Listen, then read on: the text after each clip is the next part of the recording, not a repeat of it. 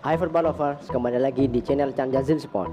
Pada kali ini kami akan memberikan informasi seputar dunia olahraga. Seperti apa videonya? Mari kita simak bersama.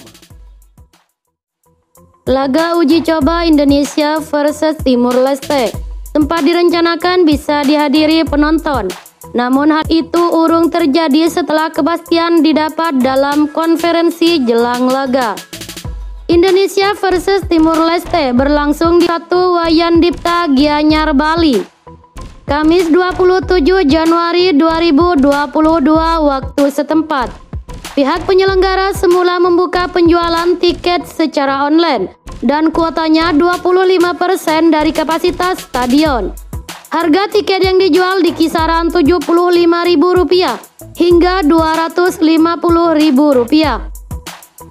Tribun yang dibuka adalah Tribun Utara, Selatan, Sayap Utara, Sayap Selatan, Timur, Selatan Difabel Area, dan VIP. Terkait ini saya sungguh berterima kasih. Situasi pandemi ini ada di seluruh dunia. Liga Indonesia memang belum bisa ada penonton. Untuk pertandingan ini bisa, meski tidak penuh, kata Shin Tae-yong. Saya sangat senang bisa bersama fans. Terima kasih untuk PSSI dan pemerintah Indonesia telah memberikan izin. Saya berharap Liga Indonesia juga bisa dihadiri penonton agar kualitas meningkat. Saya bakal bekerja maksimal agar tidak memberi rasa frustasi fans. Setelah menjawab pertanyaan tersebut, perwakilan tim media dari PSSI memberikan update bahwa pertandingan tidak bisa dihadiri penonton. Shin Tae-yong langsung memegangi kepala. Kami harus patuh dengan protokol yang ada di sini. Kami semua juga sudah melihat ada penonton saat DFF 2020 Singapura. Di negara saya sendiri juga sudah ada penonton dan liga di Eropa juga. Shin Tae-yong merespon.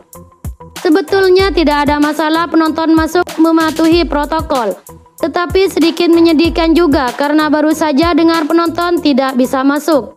Pria asal Korea Selatan itu menegaskan.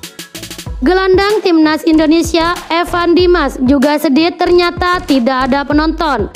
Namun dia meyakinkan pemain harus tetap siap meski tak ada penonton. Tentu pertandingan sepak bola lebih seru ada supporter. Mau bagaimana lagi, kami harus ikuti protokol kesehatan karena situasi yang tidak memungkinkan. Ada atau tidak ada penonton, kami harus fokus, tegasnya. Pemain muda timnas Indonesia, Marcelino Ferdinand, mengaku agak ngeri dengan Timur Leste yang berpotensi mengeluarkan daya kejutnya. Dia juga menyebut sang calon lawan punya pemain yang ngotot. Timur Leste mungkin tim agresif, dihuni pemain-pemain muda yang ngeyel dan ngotot. Pokoknya kami akan menampilkan hasil yang terbaik. Kami tidak meremehkan Timur Leste, semoga kami jadi yang terbaik di dua laga, ungkap Marcelino Ferdinand dalam kanal YouTube PSSI. Dalam kesempatan yang sama, pemain Persebaya Surabaya itu juga membeberkan kondisi rekan-rekannya jelang laga lawan Timor Leste. Dia juga menyebut kalau adaptasinya tak masalah karena para pemain senior sangat mengayomi penggawa muda.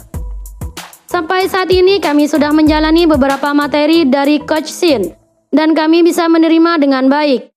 Kondisi teman-teman puji Tuhan sehat semua. Mungkin Pratama Arhan saja, semoga dia cepat pulih juga. Selama ini adaptasi saya baik, karena di timnas sudah ada beberapa yang kenal, dan senior-senior merangkul anak muda, tutup dia.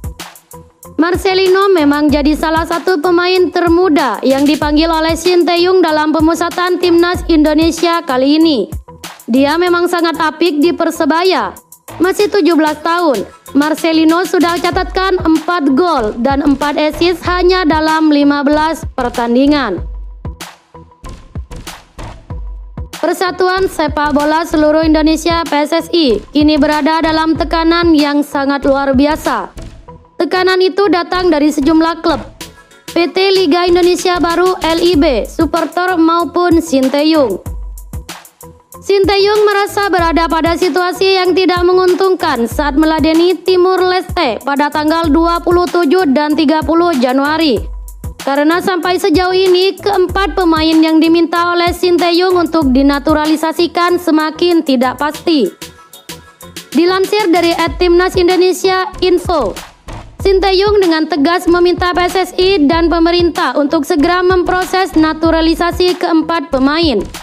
Namun sepertinya permintaan Sinteyong ini dalam waktu dekat ini tidak diindahkan oleh PSSI. Karena di kubu PSSI saja masih ada pro dan kontra terkait naturalisasi. Masalah internal ini pun berimbas pada permintaan Sinteyong. Sinteyong merasa kecewa dengan PSSI. Lebih lanjut, Sinteyong sangat menyayangkan kinerja dari PSSI karena sejak bulan November, data-data dari keempat pemain naturalisasi sudah masuk, tetapi belum ada tindakan nyata dari PSSI. Wacana PSSI berbenturan dengan Komite Eksekutif Exco yang dengan tegas tidak mengizinkan PSSI untuk menaturalisasi pemain. Sinteyong selalu berusaha untuk membangun komunikasi dua arah dengan PSSI, tetapi respon dari PSSI tidak memberikan kepuasan kepada Sinteyong. Hal itu terbukti dari tertundanya proses naturalisasi keempat pemain incaran Sinteyong. Coach Sinteyong mengaku telah mendapatkan amanat dari Presiden Republik Indonesia Joko Widodo untuk Piala Dunia U20 2023. Pengakuan tersebut diungkapkan oleh Sinteyong kepada media Korea Selatan Mail Business Newspaper. Dalam wawancara melalui sambungan telepon, Sinteyong menceritakan berbagai pengalamannya selama melatih di Indonesia. Salah satu yang dikisahkannya yakni saat mendapat amanat penting dari Presiden Joko Widodo. Sekembalinya Sinteyong ke Indonesia dari Piala AFF 2020 di Singapura. Melalui Persatuan Sepak Bola Seluruh Indonesia (PSSI), Presiden Jokowi memuji kerja keras Sinteyong dan timnas Indonesia yang keluar sebagai runner-up Piala AFF 2020.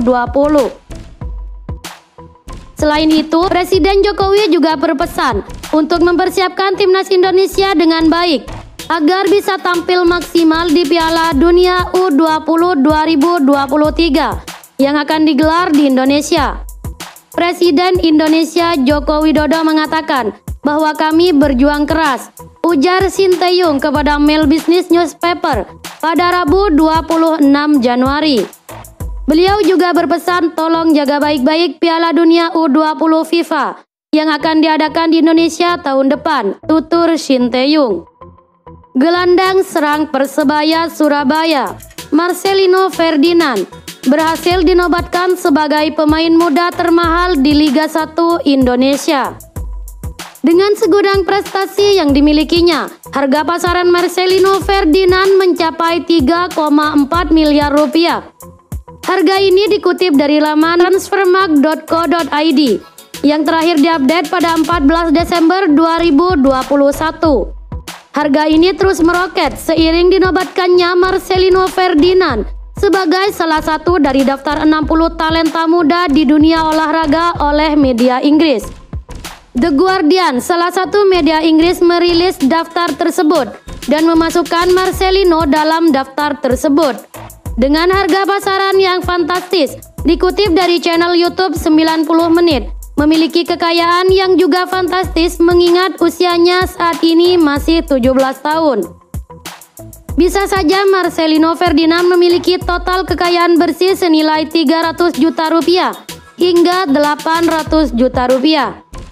Sedangkan untuk hunian, dikabarkan ia masih tinggal satu atap dengan orang tuanya di kota Surabaya. Pemain timnas Indonesia Asnawi Mangkualam Bahar akhirnya membongkar ucapan yang dilontarkannya ke pemain timnas Singapura, Faris Ramli, di semifinal Piala AFF 2020. Momen yang terjadi di semifinal Piala AFF 2020 itu memang sempat menyedot perhatian publik.